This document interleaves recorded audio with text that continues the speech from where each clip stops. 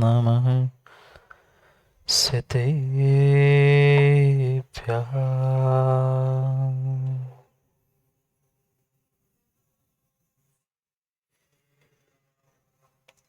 श्रीमत्परं गम्भीर स्याद्मोघलाञ्छनम्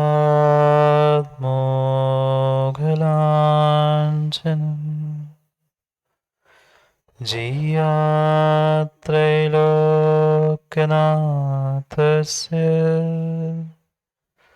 शासनं जिनशासनम्। जय मंगलदानं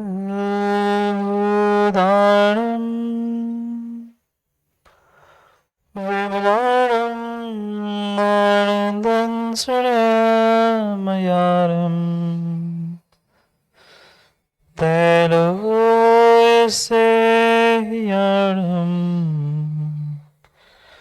नमोऽस्ति सर्वसिद्धानां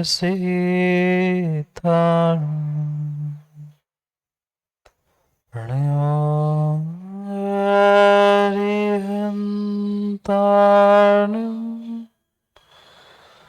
नमो सिद्धारणं नमो आयरिहारणं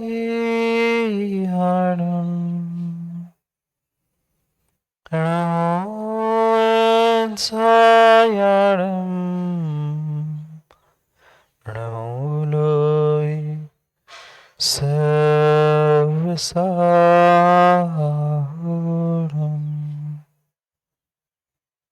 अनंत अनंत परम सिद्ध भगवान की 1008 से आदिनाथ भगवान की परम पूज्य आचार्य भगवान कुंद कुंद स्वामी की परम पूज्य आचार्य भगवान गुरुवर विशुद्ध सागर जी महाराज की जय। सनातन जैन धर्म की सुप्रभ सागर जी महाराज की पूज्य मुनि संघ की नमोस्तु गुरुदेव नमोस्तु। अंत में देते वर्धमान स्वामी के शासन में हम सब विराजते और उनकी ये पावन पीयूष देशना हम सभी के लिए परम उपकारी। अनादिकाल से हमारी आत्मा में जो जन्म जरा और मृत्यु रूपी रोग लगे, उन रोगों का उपशमन करने वाली कोई परम औषधि है तो वह एकमात्र यह जनवाणी। भव्य आत्माओं, अपनी निधि तो अपने में है, बाह्य वस्तु में व्यर्थ प्रयास। जग का सुख तो मृग तृष्णा है, झूठे है उसके पुरुषार्थ। ये ऐसी पंक्तियों को जीवों ने कई बार पढ़ा, कई बार गुनगुनाया, पर फिर भी जग के मृग तृष्णा रूपी सुखों से अपने आप को दूर नहीं कर पाए। और जितना जितना पुरुषार्थ जीव ने उन जग के सुखों को प्राप्त करने का किया, शायद उतना उतना ही जीव ने पुनः पुनः दुख प्राप्त किया।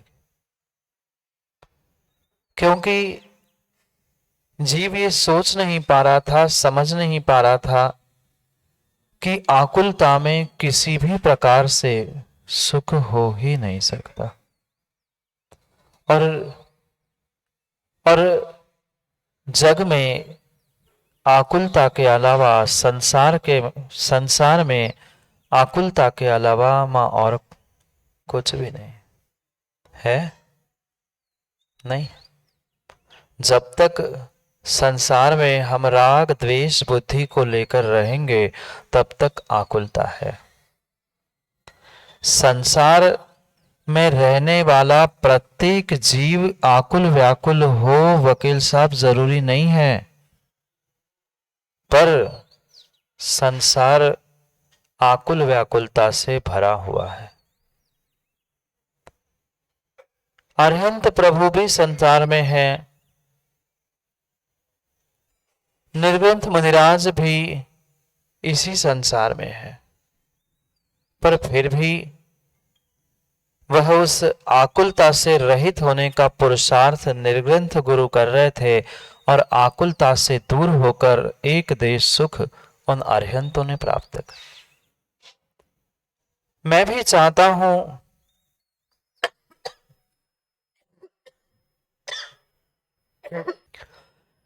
चाहता हूं उस सिद्धों का शाश्वत सुख मिले।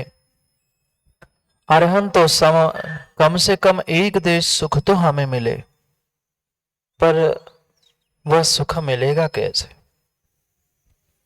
मां सुख कही घर में, दुकान में, परमात्मा के पास कहां मिलेगा? बीसी जैन साहब पूजा करके आए, सुख मिला? सुख मिला। पूजा छोड़ने की बात नहीं है। कम हुई कि आकुलता बढ़ी? कहां कम हुआ? घर से यहां आने की आकुलता नहीं थी? वहां आकर पुनः प्रवचन सुनना है, आकुलता नहीं थी? मंद कसाय की बात नहीं पूछ रहा हूं मैं, बात आकुलता की चल रही है। आकुलता भिन्न है और मंद कसाय भिन्न है। आकुलता भिन्न है और मंद कसाय भिन्न है। मंद कसाय में भी आकुलता हो सकती है और तीव्र कसाय में भी निराकुल होने की संभावना है। संभावना कह रहा हूं, हो ही जाएगा जरूरी नहीं है। बहुत बहुत गहराई से आगम के सिद्धांतों को समझने की आवश्यकता है। इतना आसान नहीं है, इतना आसान नहीं है जितना आसान जीवों ने सुख की कल्पना करके रखा है। इतना आसान तत्व का निर्णय और इतना आसान सुख को प्राप्त करना नहीं है। ठीक है, कुछ अंशों में आपकी भी बात मान ली, कुछ अंशों में बहिरंग विकल्पों से आप दूर हो गए, अशुभ विकल्पों से दूर हो गए, इसलिए आप कह रहे हो कि अशुभ की आकुलता कम हो गई। पर यहां आकर भी अगर मैं पारसनाथ की पूजा कर लूं, कि आदिनाथ की कर लूं, अष्टानी का शुरू हो गए है, नंदीश्वर की कर लूं, पर प्रवचन भी सुनने हैं, ये अशुभ राग नहीं था, पर निराकुलता भी नहीं थी। निराकुलता अभी कम नहीं हुई है, मात्र हमारी आकुलता बदली है। जो अशुभ की आकुलता चल रही थी, यहां आकर हम शुभ की आकुलता कर रहे हैं, पर दोनों ही आकुलता है। दोनों भी आकुलता है। भले ही वह शुभ राग के निमित्त से हो चाहे अशुभ राग के निमित्त से हो, आकुलता है, वहां दुख है। हर जीव चाहता है, यहां बैठा हुआ, घर में बैठा हुआ, संसार में तड़पने वाला दीनहीन भी जीव चाहता है मैं सुखी हो जाऊं, मैं निराकुल हो जाऊं। पर सुख बिना पुरुषार्थ के मिलेगा? नहीं मिलेगा। ये सबसे पहला निर्णय जीव को करना होगा कि सुख किसी भी प्रकार से बाहर मिलने वाला नहीं है। सुख अगर कहीं मिलेगा तो मेरे पास मिलेगा। मंदिर में तो मिलेगा ना, भगवान के पास तो मिलेगा ना। पत्थर के भगवान के पास, धातु के भगवान के पास सुख मिले नहीं मिले, पर भगवान आत्मा में तो सुख मिलेगा। पर उस भगवान आत्मा तक मैं पहुंचू कैसे? जो शाश्वत सुख, निराकुल सुख की बात हमने आज तक सुनी है, वहां तक पहुंचू कैसे? वो तो मंजिल मैंने देख ली, जान ली, पहचान ली, पर कहीं पहुंचना है तो मार्ग पर चलना भी पड़ेगा। मात्र चलना नहीं, पहले सम्यक मार्ग को समझना भी पड़ेगा, और बिना सोचे समझे सब पहुंचोगे तो कहीं के नहीं बचोगे। कहते हैं ना, घर का ना, घर का ना कौन? निर्मल जी कौन? आप ही कह रहे हो, मैं तो पूछ रहा हूं। न घर का न घाट का, इधर भी और उधर भी, ना इधर ना उधर, कहीं के नहीं बचे। यही स्थिति हुई है वकील साहब आज जीवों की। तत्वों का सच्चा निर्णय ना होने के कारण से ना वे व्यवहार के बचे, ना वे निश्चय के बचे, ना वे मोक्ष मार्ग के बचे, ना वे घर परिवार के बचे। क्यों? क्योंकि सम्यक निर्णय अभी है ही नहीं है जीवों के पास कि सच्चा सम्यक दर्शन होता क्या है, वह सम्यक ज्ञान होता क्या है, सम्यक चारित्र होता क्या है, मोक्ष मार्ग होता क्या है। मार्ग ही नहीं पता है, मंजिल कैसे मिलेगी? पुरुषार्थ किया पर झूठे है उसके पुरुषार्थ। वे सब हमारे पुरुषार्थ मात्र और मात्र झूठे झूठे झूठे ही रह गए। क्यों? क्योंकि हम आज तक उस बहिरंग रूप से ही प्रत्येक निमित्तों को और कारणों को समझते रहे, अपने आप को और वास्तविकता को समझने का प्रयास ही नहीं किया। किया? नहीं किया।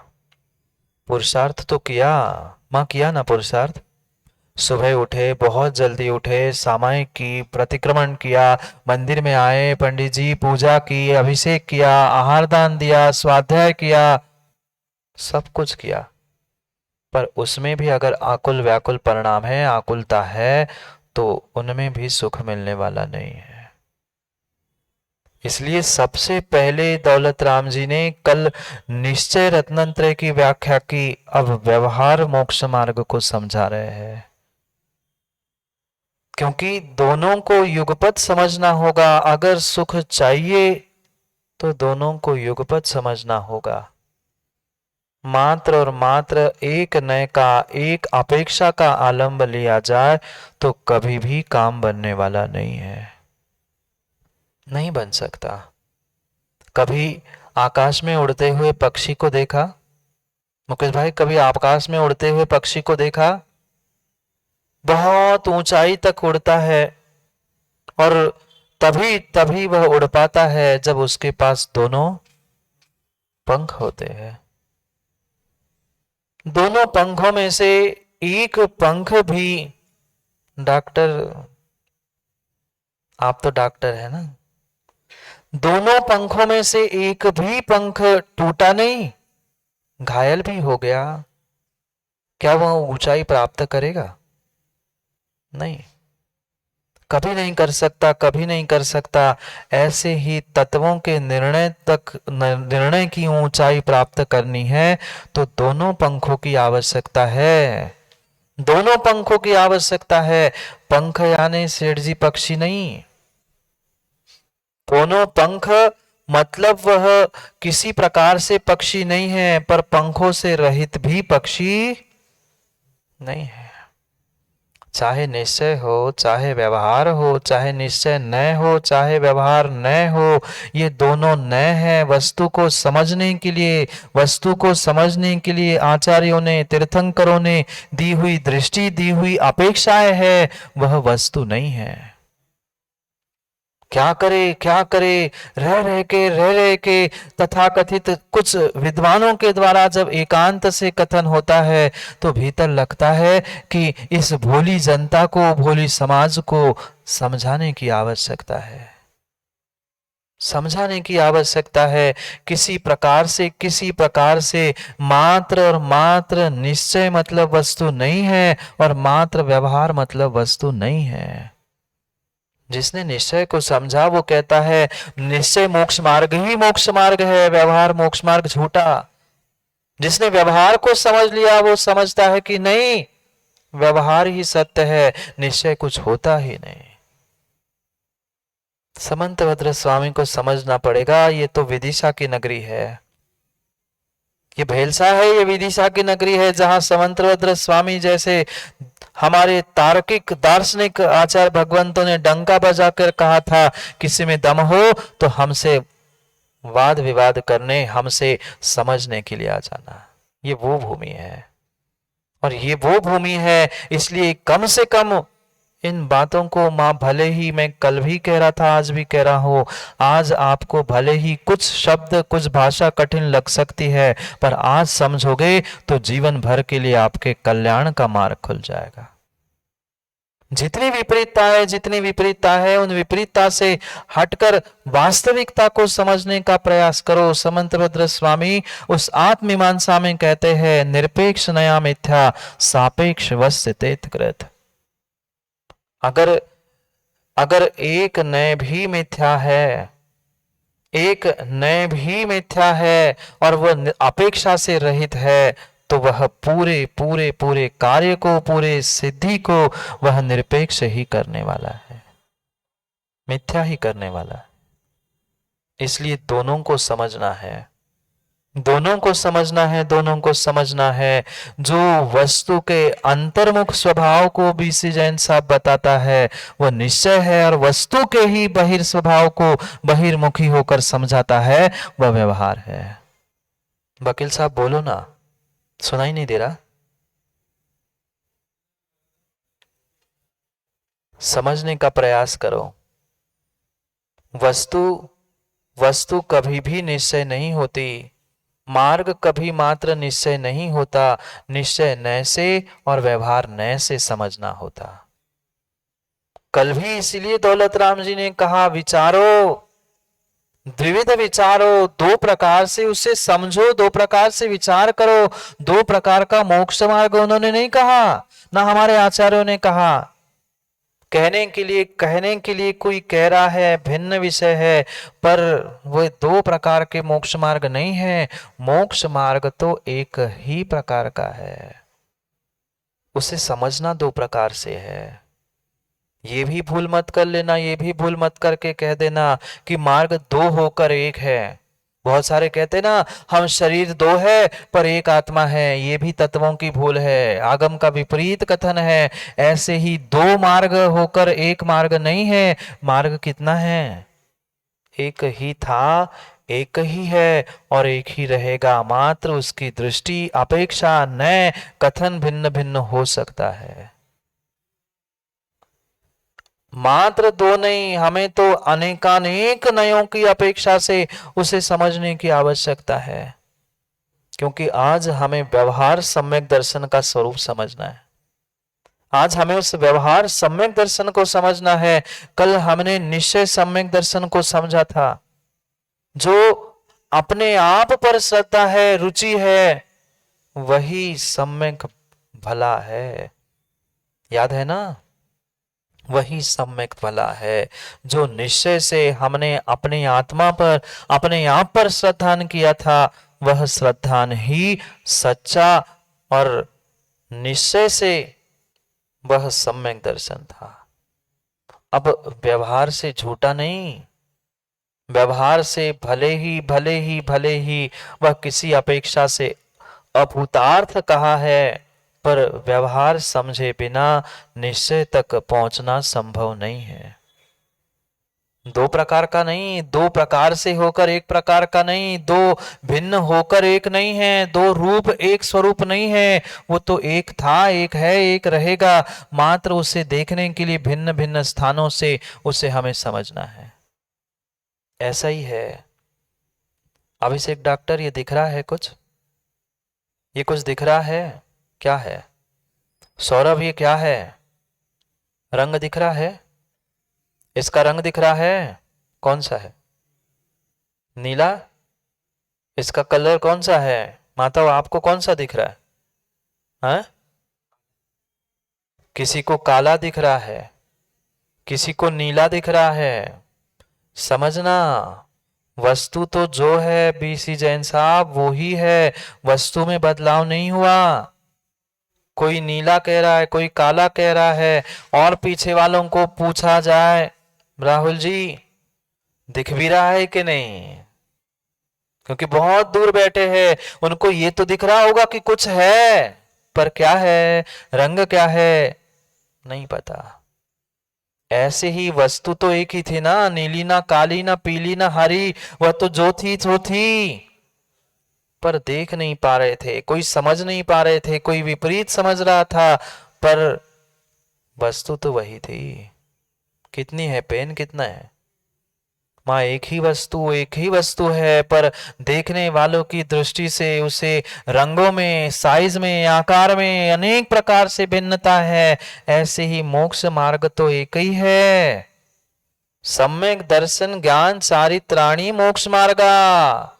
इसके अलावा कोई मोक्ष मार्ग नहीं है। मात्र सम्यक प्राप्त कर लो मोक्ष मार्ग मिल जाएगा, नहीं है। मात्र चारित्र प्राप्त कर लो मोक्ष मिल जाएगा, संभव नहीं है।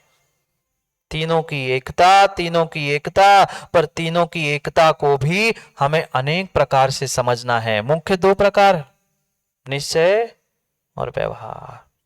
जो वस्तु के अंतर्मुख होकर बताता है, वस्तु तो एक ही है, इस वस्तु के अंतर्मुख होकर जो बताता है, अंदर होकर जो बताता है, वह निश्चय है। और जो बहिर्मुख यानी बहिरंग रूप से बताता है, वह व्यवहार है।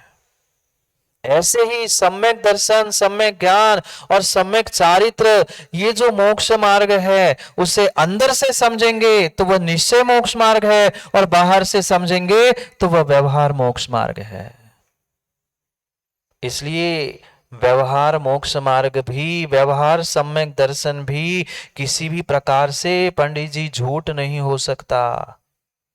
कह मत देना, किसी को भी झूठ मत कह देना। कल हमने समझा था ना, झूठ भी तो झूठ नहीं है, हम झूठ को भी झूठ कह नहीं सकते। फिर हम धर्म को, फिर हम इस मोक्ष मार्ग को, सच्चे श्रद्धान को, 7 तत्वों के श्रद्धान को कैसे कैसे झूठा कहे? अगर झूठा होता तो आचार्य भगवंतों ने और पंडितों ने, विद्वानों ने ऐसा लिखा क्यों होता? तत्वार्थ श्रद्धानम, मैं रटा होगा ना तत्वार्थ सूत्र तो। तत्वार्थ श्रद्धानम सम्यक दर्शनम। क्या सोच समझ के हमारे पूर्वाचार्यों ने लिखा, क्या सोच समझ के पूर्वाचार्यों ने लिखा। तत्व श्रद्धानम, अर्थ श्रद्धानम नहीं लिखा, तत्वार्थ श्रद्धानम, प्रयोजन भूत। ऐसे ही भूतार्थ, सत्यार्थ, प्रयोजन भूत, अप्रयोजन भूत। उन प्रयोजन भूत, उन 7 तत्वों पर श्रद्धान करना ही परिपूर्ण रूप से सम्यक दर्शन है। अगर उन तत्वों का बहिरंग रूप मानोगे ना, तो वह व्यवहार सम्यक दर्शन है, और उसका अंतरंग रूप अंदर में बैठ के मानोगे तो वही निश्चय सम्यक दर्शन है। लोग कहते हैं बहुत अंतर है निश्चय सम्यक दर्शन और व्यवहार सम्यक दर्शन में, निश्चय मोक्ष मार्ग में और व्यवहार मोक्ष मार्ग में जमीन आसमान का अंतर है। नहीं है। अगर अंतर है तो वह वस्तु है ही नहीं। अंतर इतना है, एक अंदर से दिख रहा है, एक बाहर से देख रहा है, इसके अलावा कोई वस्तु में अंतर है ही नहीं।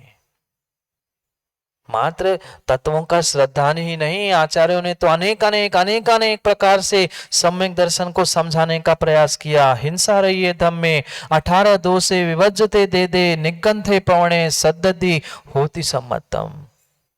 जो हिंसा से रहित धर्म है, 18 दोषों से रहित देव है, निर्ग्रंथ है, प्रवचन है, उनको जो श्रद्धा करता है, उन पर जो विश्वास करता है, सद्दधि होति सम्मतम।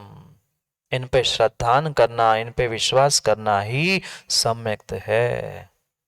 क्योंकि सुख के साधन चल रहे थे, सुख के साधन सुख के लिए निमित्त और सुख के लिए कारण बता रहे थे। उस निराकुल सुख को प्राप्त करने के लिए दोनों प्रकार से मार्ग को समझते हुए हमें उस मंजिल तक पहुंचना था। सुख का पहला साधन, निराकुल होने का पहला साधन है ये सम्यक दर्शन। जिस जीव को सम्यक दर्शन होता है, उसे किसी प्रकार की आकुलता नहीं होती, भय नहीं होता कि क्या होगा, कैसे होगा। उसके पास तो निर्णय होता है बस। तत्वों का जैसा निर्णय है वैसे ही स्वयं का भी निर्णय है। जैसे तत्वों पर विश्वास है, सच्चे देव शास्त्र गुरु पर विश्वास है, उससे कई अधिक गुना स्वयं पर, स्वयं की आत्मा पर विश्वास है, तभी जाकर काम बनता है। तभी जाके काम बनता है। माँ, आपको विश्वास है? माताओं बोलो ना, आपको विश्वास है? सच्चे देवशास्त्र गुरु पे नहीं पूछ रहा हूं, सच्चे देवशास्त्र गुरु पे नहीं पूछ रहा हूं, अपने आप पर। अपने आप पर कितना विश्वास है? अभी एक एक पूछने लग जाऊं? माता कह रही नहीं महाराज जी, सबके सामने नहीं पूछो। नहीं पूछ रहा हूं, बिल्कुल नहीं पूछ रहा हूं, बिल्कुल नहीं पूछ रहा हूं, पूछने की जरूरत ही नहीं है। अपनी अपनी परीक्षा स्वयं कर लो। हमें अपने आप पर कितना विश्वास है? नहीं है। और जिसे अपने आप पर विश्वास नहीं है, अपने आप पर श्रद्धा नहीं है, बाहर के वस्तुओं पर श्रद्धा करने से मात्र काम होने वाला नहीं है। हमें सेठ जी अपने आप पर भी विश्वास करना होगा। जिस दिन मुझे अपने आप पर विश्वास होगा, तभी जाकर बहिरंग में भी वह सब कुछ विश्वास करने योग्य मुझे दिखेगा। हमारी नींव ही कमजोर है। हमें अपने आप पर ही श्रद्धा नहीं। मैं जीव द्रव्य हूं, अनंत सुख का, अनंत गुणों का पिंड हूं, ये हम जानते ही नहीं है। मानेंगे कहां से? और मानते ही नहीं है तो श्रद्धा कहां से करेंगे? पहले जानना होगा, फिर मानना होगा, फिर श्रद्धान करके निर्णय करना होगा, निर्णय के बाद फिर ज्ञान होगा, फिर क्रिया में आएगा। ये सब कुछ प्राप्त होना ही तो मोक्ष मार्ग था। पर क्या करे, पर क्या करे? जीव कहता है ये व्यवहार मोक्ष मार्ग है, ये व्यवहार सम्यक दर्शन है, ये तो उपचार से है। उपचार क्या होता है बीसी जैन साहब? उपचार किसे कहते हैं? दवाई का नहीं तो डॉक्टर से पूछने जाओ उपचार क्या है। अभी तो उपचार की परिभाषा भी नहीं जानते, अभी तो उपचार की परिभाषा भी नहीं जानते। परमात्र की अपेक्षा से उपचार नहीं होता। मुख्या भावे सती प्रयोजन निमित्तः चोपचारा प्रवर्तते। पुनः समझना वकील साहब, मुख्या भावे सती प्रयोजन निमित्तः चोपचारा प्रवर्तते। मुख्य के अभाव में जो मैं प्रयोजन के लिए कार्य कर रहा हूं, उसे उपचार कहा है। फिर तो इस धातु के पूजा यही करते ना? कौन से मंदिर में करते? पारसनाथ भगवान की पूजा करते हो कि और किसी मंदिर में करते? ये पूछ रहा हूं। चलो ठीक है, हम पारसनाथ भगवान, क्योंकि हरंत विहार में बैठे हम प्रकाश जी, तो पारसनाथ भगवान जो यहां विराजमान है, वो तो भगवान तो है नहीं है? बोलो ना, पर है ना। उपचार मतलब पर मतलब उपचार, उपचार मतलब पर नहीं है। जो मां भगवान की पूजा आप करते हो, वो भगवान है क्या? बोलो ना, ये पारसनाथ भगवान है? फिर सिद्धालय में कौन है? फिर सिद्धालय में कौन है? अगर सिद्धालय में पारसनाथ है तो यहां पे कौन है? समझो समझो, अपेक्षा की बात है। बिना अपेक्षा के अगर तत्व का निर्णय है, निरपेक्ष नया मिथ्या सापेक्ष वर्थ तेतकृत, आत्मीमांसा में आचार्य भगवान स्पष्ट रूप से कह रहे हैं। पर उपचार को भी तो समझना होगा। आप समझोगे तभी तो सामने वालों को समझा पाओगे उपचार है क्या। मुख्य के अभाव में प्रयोजन के लिए मैं जो भी कार्य करता हूं, वही उपचार है। अविनाश जी पिताजी है? थे? घर में भी होंगे टंगे, मतलब फोटो फोटो टंगी है? किसकी है? कहां से है? मतलब वो फोटो तो झूठी होती, उपचार तो वकील साहब झूठा होता है ना। उपचार मिथ्या है, उपचार पर है, उपचार झूठा है। तो फिर ये जो भगवान पारसनाथ है, मां वो भी झूठे हैं। घर में जो पिताजी टंगे, मतलब उनकी फोटो टंगी है, वे भी झूठे हैं? नहीं है, बिल्कुल नहीं है, बिल्कुल नहीं है। मुख्य के अभाव में हम अपने प्रयोजन के लिए जो भी कर रहे हैं, वह उपचार है। और व्यवहार उपचार और भेद का ही कथन करता है, निश्चय अभेद का कथन करता है। एक दो चार पंक्तियां, दो चार श्लोक, दो चार अनुयोग, मात्र इतना पढ़ने से तत्वों का निर्णय नहीं होगा। ये उपचार से है, परम सत्य है, परम सत्य है। उपचार से ही जीव अजीव पुद्गल धर्म अधर्म आदि आदि का श्रद्धान करना, ये व्यवहार सम्यक दर्शन है, स्वीकार है। पर उपचार झूठा नहीं है, व्यवहार भी झूठा नहीं है। अगर झूठा होता तो फिर तुम झूठे की पूजा कर रहे, मिथ्या दृष्टि की पूजा कर रहे, ये क्या है? ये भी पूज्य बनेगा कभी पत्थर, तो मिथ्या दृष्टि की पूजा कर रहे हैं। सोचो, विचार करो। हम करते तो आए, मां करते आए ना, कई कई कई वर्षों से पूजा करते आए। कभी ये विचार किया पारसनाथ भगवान सिद्धालय में है कि अरहंत विहार में? कहां है?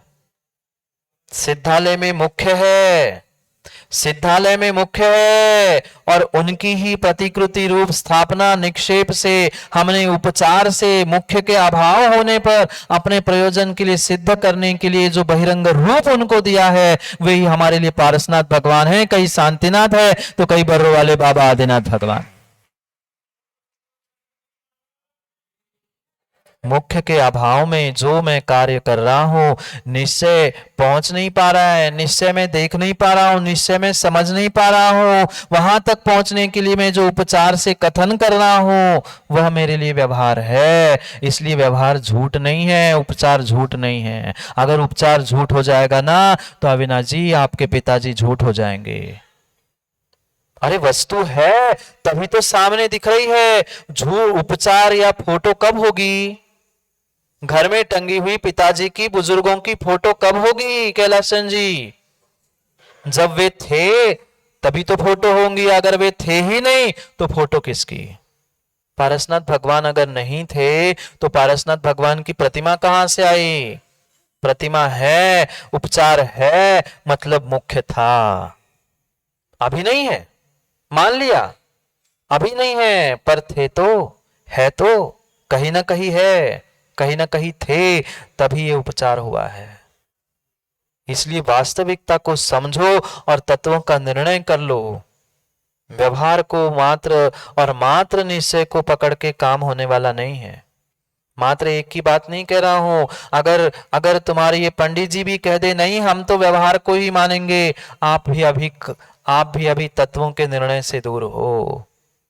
दोनों पर एक साथ पुरुषार्थ करना होगा। ये कहते हैं वो तो पहले हम व्यवहार कर लेंगे, फिर कभी मिल जाएगा, फिर कभी मिल जाएगा। तो फिर मात्र कोरा काम चल रहा है, पुरुषार्थ चल रहा है, फर्क की तरफ तुम्हारा लक्ष्य ही नहीं है। दोनों पर पुरुषार्थ करना होगा। अपने आप पर श्रद्धा, अपने आप पर विश्वास करना, ये निश्चय सम्यक भला है। और उस भले सम्यक के लिए व्यवहार सम्यक भी साथ में चाहिए है। उसको समझा रहे हैं। पढ़ते हैं पहले तीसरे छंद को, नहीं तो इसी में समय चला जाएगा। ये निर्णय करो, ये निर्णय करो, चाहे निश्चय हो चाहे व्यवहार हो, दोनों मात्र न है, दोनों पंख है। पक्षी तो उसके भीतर है, उसके बीच में है, उसके बीच में है। मात्र दृष्टि को बदलना है। जब दृष्टि हमारी अभेद होगी, अंदर की ओर होगी, वह निश्चय परक कथन होगा। और वही जब भेद और उपचार से कथन होगा, वही वास्तव में, जब वह भेद और व्यवहार से कथन होगा, भेद और उपचार से, तब व्यवहार होगा। जिनको जिनको समझना है ना, आ जाना 14 तारीख से उस आलाप पद्धति में, जहां आचार्य भगवंतों ने एक एक नए का व्याख्यान करते हुए समझाने का प्रयास किया है कि निश्चय क्या, व्यवहार क्या, नए क्या है, उसे समझेंगे। अभी सचिन शुरू ही क्या हुआ है? अभी तो शुरू ही क्या हुआ है? अभी तो बहुत कुछ हमें समझना है और बहुत कुछ तत्वों का निर्णय भी करना है। इसलिए सोच लेना, समझ लेना और तैयारी कर लेना। किसकी? बाहर की नहीं, अंदर की भी। पढ़ते हैं पहले व्यवहार सम्यक दर्शन का लक्षण, जिसे दौलत राम जी तीसरे छंद में, तीसरी ढाल की तीसरे छंद में समझाने का प्रयास कर रहे हैं। जीव अजीव तत्व अरुवास बंधरु संवर जानो, निर्जर मोक्ष कहे निज तिनको, जो का त्यो सर धानो, है सोई समकित व्यवहारी अब इन रूप पखानो, तिनको सुन सामान्य विशेष दृढ़ प्रतीति और आनो। एक एक शब्द समझने जैसा है। जीव अजीव तत्व अरु। जीव अजीव, क्योंकि दो ही मुख्यता से कथन है, जीव और अजीव। जिसमें चेतना है, जो जानता देखता है, वह जीव है, और जिसमें चेतना नहीं है वह प्रत्येक द्रव्य प्रत्येक तत्व अजीव है। पहले इसमें ही भेद नहीं कर पाए, भले ही 7 तत्व रट लिए, 9 पदार्थ रट लिए, 6 पदार्थ द्रव्य, 5 अस्थि का, सब कुछ याद है, पर जीव अजीव का भेद ही नहीं पता है, तो कोई काम का नहीं है। किसे जीव कहा? क्या करे वकील साहब, वह बच्चों को कक विपरीत परीक्षाएं दी जा रही है। एक दिन पाठशाला की वे कुछ पुस्तकें पढ़ने पलटने में आए, हम तो जो हाथ में आता है, भले ही क्या विपरीत है क्या सही लिखा है देखने के लिए पढ़ रहे थे। पढ़ते पढ़ते हमने देखा जीव की परिभाषा वहां पर लिखी थी, जो खाता था, खाता है और खाता रहेगा, रखा है अभी मैंने, मुझे पता है आप लोग नहीं मानोगे, मैं इसलिए ऐसी विपरीत बातों का तो मैं और संग्रह करके रखता हूं दिखाने के लिए। लिखा है स्पष्ट रूप से, खाता था, खाता है और खाता रहेगा। गर्भ में था तो क्या खा रहा था? बेहोश हो जाएगा तो जीव नहीं बचेगा। गर्भ में था तो कोई जीव नहीं था। हमने पूछा भाई तुमने ऐसा क्यों लिखा? वो महाराज जी बच्चों को समझाने के लिए, बच्चे समझेंगे कैसे? भाई बच्चों को समझाने के चक्कर में, दुनिया को समझाने के चक्कर में आगमकार सिद्धांतों का लोप मत करो। सीधा कह दो ना, जो जीता था। खाने की बात क्यों कह रहे हो? जो जीता था, जीता है और जीता रहेगा, उसे जीव कह दो ना। पर नहीं, दूसरों को समझाने के पीछे, आसान करने के पीछे सब सिद्धांत और आगम की गड़बड़ी चल रही है। आज के वक्ताओं का यही भूल रूप कार्य दिख रहा है। दूसरों को अच्छा समझाने के लिए मैं कितना अच्छा वक्ता हूं तुम्हें समझ में आए, इसलिए विपरीत बात ही सिद्ध कर रहे हैं। जो ज्ञान दर्शन गुण से युक्त था, है और रहेगा, जानना देखना जिसका काम है, वही वास्तव में जीव है। और उसके अलावा जितने हैं वे सब सब अजीब ही है। ये मतलब अजीब ही है। अब अजीब है कि अजीब है आप समझ लेना। वे सब अजीब है। जहां ज्ञान दर्शन नहीं है वे अजीब है, चाहे आश्रव बंध संवर निर्जरा, चाहे मोक्ष हो। इन सबको बहुत गहराई से समझने की आवश्यकता है। एक एक शब्दों को, एक एक तत्वों को अगर घंटों घंटों क्या पूरे चातुर्मास समझे तो कम पड़ जाए। पढ़ेंगे तत्वार्थ सूत्र में भी 10 लक्षण में उन एक एक तत्वों पर जो आचार्य उमास्वामी भगवान ने जो व्याख्या की है 10 अध्यायों में, उसे भी समझेंगे। पर अभी संक्षेप में समझते हैं। जीव जो चेतना से युक्त है, अजीव जो चेतना से रहित है। मुख्य रूप से वह पुद्गल, धर्म अधर्म, आकाश काल, ये द्रव्य की अपेक्षा से, और पुद्गल आश्रव बंध संवर निर्जरा और मोक्ष, ये तत्वों की अपेक्षा से। चेतना नहीं है, ना आश्रव में, ना संवर में, ना मोक्ष में, किसी में चेतना नहीं है। चेतना तो मात्र जीव में है, मात्र जीव में है। तत्व अरु आश्रव बंध जानो।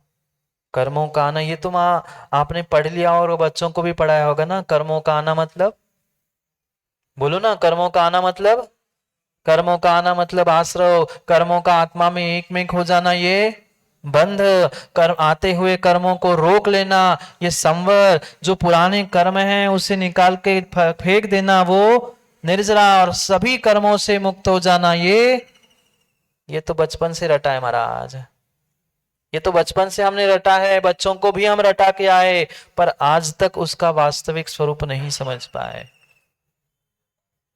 नहीं समझ पाए। जीव भ्रमित है। आश्रव और सबसे ज्यादा तत्वों की भूल कहीं हो रही है तो इन 2 तत्वों में हो रही, आश्रव और संवर।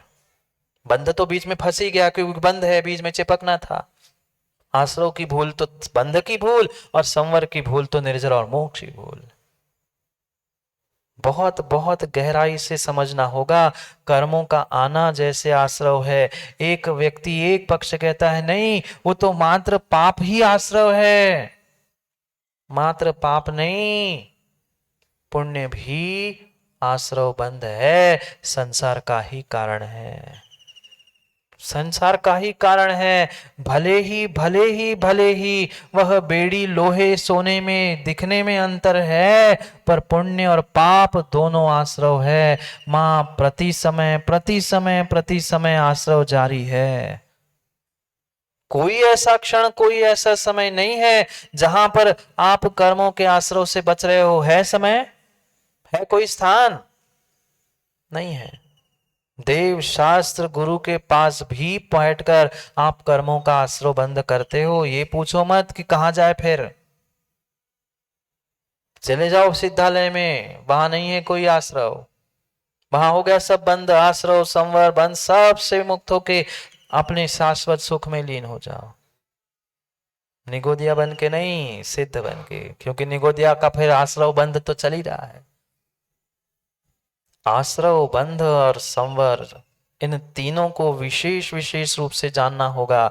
आश्रव का मतलब मात्र पुण्य का पाप का नहीं, मात्र पुण्य पाप ही नहीं, जितने जितने कर्म हैं प्रति समय वह कहीं ना कहीं कोई ना कोई कर्म प्रकृति का आश्रव जीव कर रहा है। कभी शुभ रूप, कभी अशुभ रूप। उस बंध को लेकर पिछली पहली ढाल में, दूसरी ढाल में भी तो हमने समझा था कितनी विपरीत श्रद्धा किया बंध को लेकर। मैं तो सुखी हूं, मैंने तो शुभ का बंध किया ना, मैंने तो पूजा की, मैंने बहुत अच्छा किया। जहां जैसा है वैसा वहां समझो, ज्यों का त्यों सरधानो। जैसा है वैसा श्रद्धान करो। किंचित भी गड़बड़ की तो गड़बड़ हो गई, किंचित भी गड़बड़ की तो गड़बड़ हो गई। साथ में संवर, मां संवर किसे कहते हैं? संवर तत्व का स्वरूप क्या है? कर्मों के आने को जो रोका जाता है वह संवर है। तो क्या मात्र मात्र मात्र किसी एक कर्म को, किसी एक विशेष प्रकृति को, पुण्य को कि पाप को, किसको रोकना था? किसको रोकना था? ये भी समझना होगा। संवर और आश्रव में अगर हम मात्र पुण्य को, बीसी जैन साहब, पुण्य मतलब मात्र आश्रव है ना, पुण्य आश्रव मतलब आश्रवी तत्व है ना। पुण्य तो संवर हो नहीं सकता, पुण्य तो संवर हो नहीं सकता, बिल्कुल नहीं हो सकता। वकील साहब, आप पुण्य को संवर मानते हो और मैं मनवाऊं तो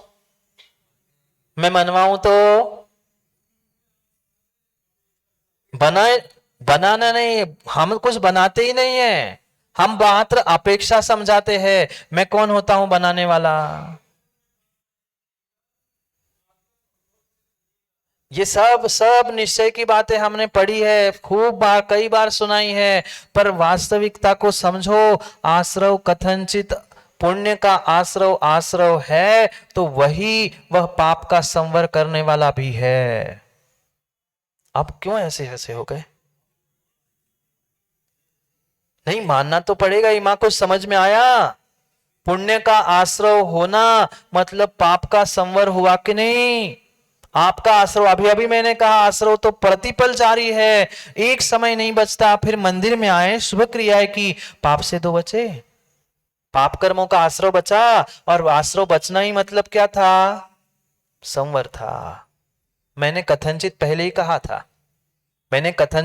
कहा था, क्योंकि हमारा आगम अनेकांत से युक्त है और बिना अपेक्षा के कोई कथन मेरा होता ही नहीं है। आश्रव आश्रव है, इसलिए पहले आश्रव समझाया, फिर संवर को समझो। अगर पुण्य का आश्रव हो रहा है तो व्यवहार की अपेक्षा से प्राथमिक भूमिका में कथनचित हमें यह भी स्वीकार करना होगा कि वह पाप का संवर करने वाला है। पंडित जी ऐसा नहीं है? ऐसा ही है। आप मानो नहीं मानो, पर परम सत्य यही है। मां समझ में आया कुछ? पुनः पुनः समझो। पाप का आश्रव तो आश्रव है ही, पर पुण्य का आश्रव कथनचित संवर रूप भी हो सकता है, क्योंकि भूमि का विशेष, अवस्था विशेष, विवक्षा विवेश, इस सबको समझते हुए हमें निर्णय करना होगा। ऐसा है ना वकील साहब? गलत तो नहीं है, अपेक्षा की बात है।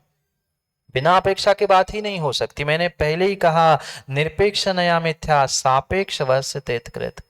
मिथ्या समो मिथ्या चेत मिथ्या ते कांतता स्थिता निरपेक्षा नया मिथ्या सापेक्ष वश तेतकृत। समंत भद्र स्वामी आत्मे मानसा में कह रहे, सापेक्षता के बिना वह नए मिथ्या ही है, वह कभी सम्यक हो ही नहीं सकता।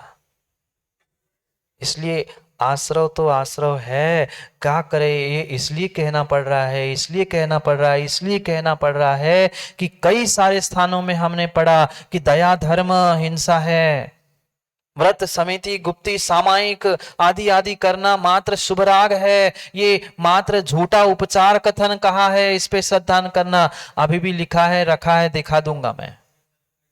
नहीं लिखी ना अपेक्षा, अपेक्षा लिखी नहीं है। अपेक्षा अवस्था विशेष, ये कहो ना कि अवस्था विशेष के साथ कहा है तो सब बातें स्वीकार है, पर अपेक्षा के बिना सामान्य जनता को भ्रमित क्यों किया जा रहा है? मत करो भ्रमित, मत करो भ्रमित, मत करो भ्रमित। ये किसी प्रकार से अपेक्षा से रहित आप ये कह दो, व्रत करना, तपस्या करना, सामायिक करना व्यर्थ की मात्र जड़ की क्रिया है, इसमें कौन सी अपेक्षा है? इसमें कौन सी अपेक्षा है? अभी समझना होगा, अभी समझना होगा। पंडित जी ये जड़ की क्रिया नहीं है, जड़ से क्रिया है। वकील साहब आप तो वकील थे ना? हाँ,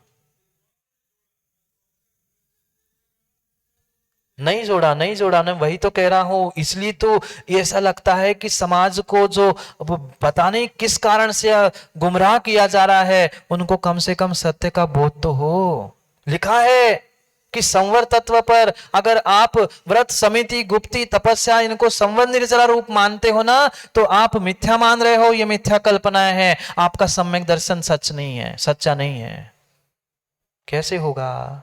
अरे ज्यों का त्यों सरधानो, व्यवहार का व्यवहार रूप स्वीकार करो, जो जहां पे है उसको वैसा समझाने का प्रयास करो। जड़ क्रिया कह के धुतकारो मत, जड़ की क्रिया नहीं है। अंतर समझना, मैं विशेष ये बात कहना चाहता हूं, समय तो हो गया है, पर बीसी जैन साहब, जड़ की क्रिया और जड़ से क्रिया, इसमें जमीन आसमान का अंतर है।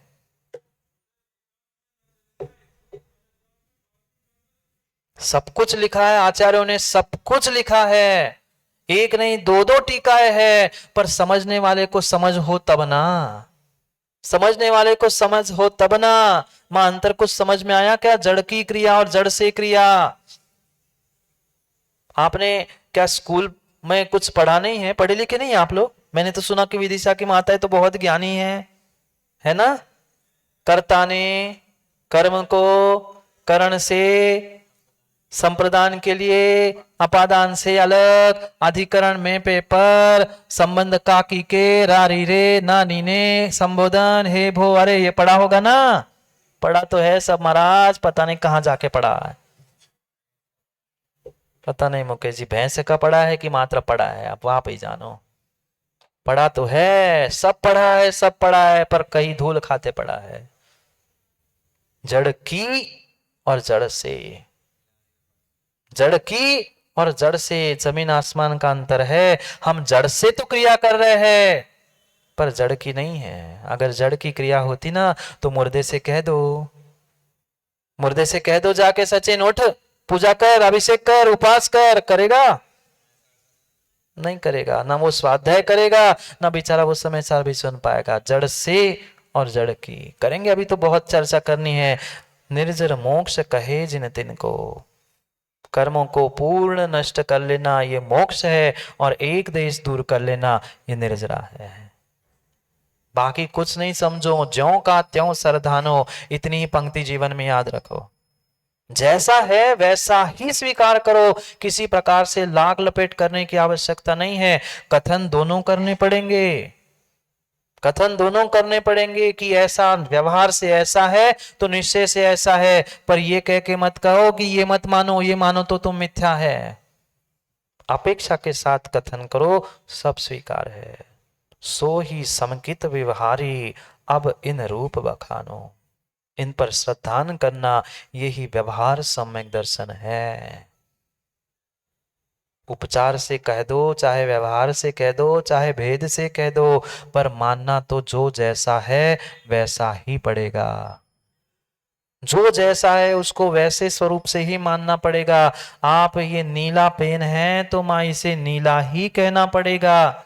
भले ही आप दूर से देख पाओ नहीं देख पाओ, पास में पहुंच के देखो, भीतर पहुंच के देखो, पर जो जैसा है वैसा ही श्रद्धान करना, ये भी व्यवहार सम्यक दर्शन है। अगर अगर पंडित जी को, दौलत राम जी को यह अभिप्रेत होता कि ये व्यवहार झूठा है, तो वो झूठे के बारे में क्यों लिखते? उन्होंने इतना निश्चय का तो कितने छंद में, निश्चय का तो एक छंद में, वो भी 3 ही लाइन में लिखा, और व्यवहार के लिए कितने सारे छंद आगे लिखने वाले हैं देख लो। पूरी ढाल लगभग उसी में जा रही है। फिर सोचो अगर झूठ होता ही, असत्यार्थ होता ही, तो उन्होंने इतना व्याख्यान क्यों किया होता? मत करो भ्रमित, मत हो भ्रमित, ना स्वयं भ्रमित हो ना दूसरों को भ्रमित करो। ज्यों का त्यों श्रद्धानो, इतनी पंक्ति याद रखना मां जीवन में, ज्यों का त्यों श्रद्धानो, जैसा है वैसा ही श्रद्धान करो। इसलिए तो गुरुजी बार बार हमारे कहते हैं, सौरभ जो है सो है, उतनी पंक्ति याद रखो। जो है सो है, ज्यों का त्यों श्रद्धान करो, वही व्यवहार सम्यक दृष्टि होगा और वही व्यवहार सम्यक दर्शन है। अभी तो मात्र सम्यक दर्शन कहा, अब इन रूप बखानो, तिनको सुन सामान्य विशेषे, दृढ़ प्रतीति उर जानो। अभी तो मैं तो सोच रहा था सामान्य विशेष भी चर्चा कर लूं, पर समय विशेष हो गया, क्योंकि 10-10 यानी बस। हाँ, हमारा तो अविनाश भाई डिपार्चर टाइम सही है, फिक्स है। आपका अराइवल जब हो तब हो, हमारा तो डिपार्चर फिक्स है। बंद समय पे होगा, बंध समय पे भी होगा और बंध बीमा समय पे होगा। समझ में आया? बंध भी समय पे होगा और बंध भी समय पे होगा। इसलिए समय को समय पे समझने के लिए कल पुनः समय पे नहीं आएंगे। आओगे तो पाओगे, सोओगे तो खोओगे। इसलिए समय को समय पर समझने के लिए पुनः कल समय पे मिलते हैं, क्योंकि समय पे किया गया काम समय को दिलाता है। बोले भगवान महावीर स्वामी की जय। परंतु सुप्रम सागर